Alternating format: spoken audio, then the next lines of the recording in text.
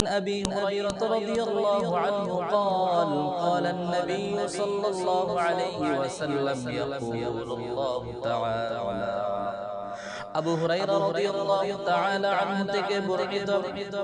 নবী করিম সাল্লাল্লাহু আলাইহি ওয়াসাল্লাম আল্লাহ পাক রব্বুল আলামিনের পক্ষ থেকে হাদিসে কুদসিতে বলেন ইয়াকুলুল্লাহু তাআলা আল্লাহ তাআলা বলেন আনা ইনদা যান্নি আবদি বি ওয়া আনা মাআহু ইযা যাকারানি আমি বান্দার কাছে সেই রকম যেরকম বান্দা আমাকে ধারণা করে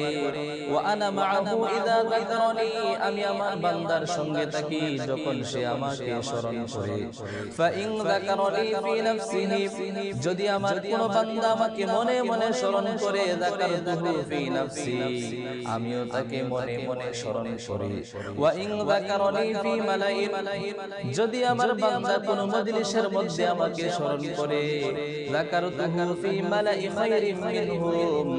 আমি তাদের থেকে উত্তম মজলিসে আমি তাদেরকে স্মরণ করি ওয়া ইন তাকাররাবা ইলাইয়া বিশিবরিন যদি আমার কোন বান্দা আমার দিকে এক বিগত অগ্রসর হয় তাকাররাবতু ইলাইহি জিরাআন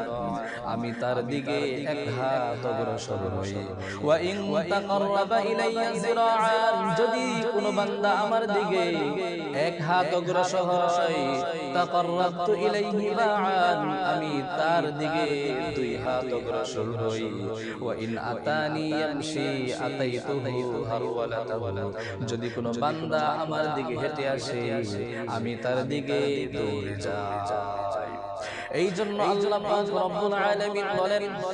ফাযকুরুনি আযকুরকুম ওয়াশকুরুলি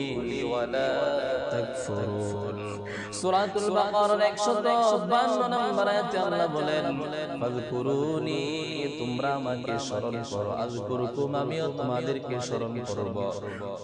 ওয়াশকুরুলি ওয়ালা তাকফুরুন তোমরা আমার শুকরিয়া আদায় করো এবং নাশুকরি করিও না